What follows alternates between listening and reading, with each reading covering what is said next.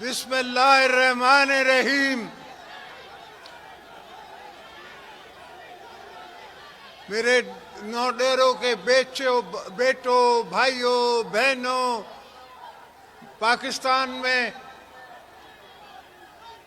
سنتے ہوئے کانوں، دیکھتی ہوئی آنکھوں، السلام علیکم. جی بھٹو.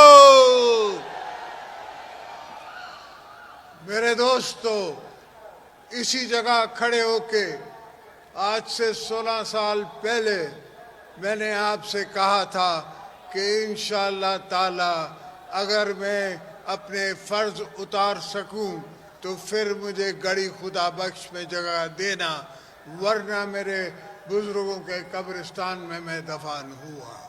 الحمدللہ آج میں کہہ سکتا ہوں بھٹو صاحب کے ریفرنس کے بعد کہ تقریباً ہم نے سارے قرض اتارے ہیں. 73 کانسٹیٹیوٹ کیا ہے اور آپ سب کے حق میں نے سنبھالے ہیں.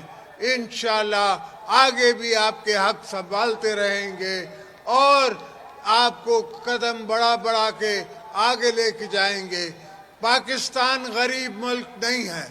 پاکستان میں صرف اسلام آباد بہت غریب ہے. مسئلہ اسلام آباد سے، مسئلہ نہ کوئٹہ سے ہے، نہ حیدرآباد سے ہے، نہ کراچی سے ہے، نہ لاہور سے ہے، نہ پشاور سے ہے. مسئلہ اسلام آباد میں بیٹھے ہوئے لوگوں کی سوچ سے ہے. ان کی سوچ نہیں جاگتی، ان کی سوچ نہیں جاگتی، سمجھتی نہیں ہے، سنتی نہیں ہے، آنکھیں دیکھتی نہیں ہیں. ان کو نظر نہیں آتا کہ غریب کے ساتھ کیا ہو رہا ہے. ان کو نظر نہیں آ رہا کہ بھوکا کیسے سوتا ہے. ان کو نظر نہیں آتا کہ کپڑے نہیں ہوتے تو اپنے تن پہ بندہ بیٹھ کے اپنے بچوں کے ساتھ کیا کرتا ہے. یہ ساری چیزیں سیاستدانوں کو نظر آتی ہیں، اس لیے کہ ہمیں دیکھنی پڑتی ہے.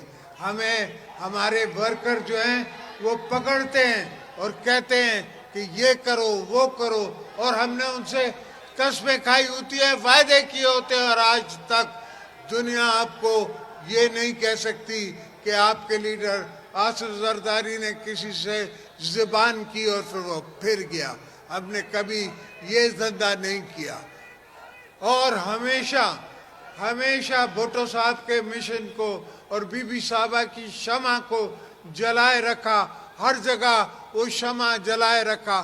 ہر پروجیکٹ جو میں نے اناگریٹ کیا اپنے دور میں، وہ اپنے نام سے نہیں کیا، وہ بی بی صاحبہ کے نام سے کیا. اس لیے کہ ان کی طاقت تھی، ان کی سوچ تھی، ان کے لوگ تھے، ان کے ووٹ تھے جن نے مجھے پریزیڈنٹ بھی بنایا، جن نے آج تک پیپلز پارٹی کو میں سنبھالتا آ رہا ہوں. وہ بی بی صاحبہ کی امانت ہے، ان کی امانت کے حساب سے میں سنبھالتا آ رہا ہوں. انشاءاللہ جتنے بھی وعدے آپ کے ساتھ بلاول نے کیے ہیں وہ ہم سب پورے کریں گے. آپ دوستوں سے درخواست ہے کہ آپ صبر بھی تھوڑا کریں، تھوڑا لحاظ بھی کریں.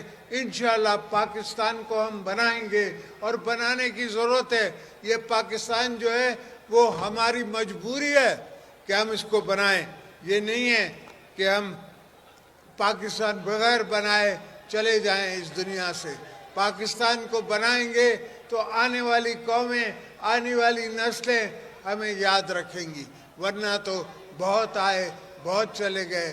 آج ذکر صرف ذوالفقار علی بھٹو کا ہے یا ذکر شہید محترمہ بے نظیر بھٹو کا ہے، اس لیے کہ وہ آئے اور وہ کمال کی سوچ لائے اور کمال کی انہوں نے اپنی زندگی گزاری اور الحمدللہ کمال کی ان نے شہادتیں پائی. تو یہ شہادتیں بھی اللہ جن کو نصیب کرے ان کو ملتی ہیں. ایسا نہیں ہے کہ جو گھر سے منہ اٹھائے اور کہے کہ میں شہید ہونے چلا ہوں، ان کو شہادت نصیب نہیں ہوتی.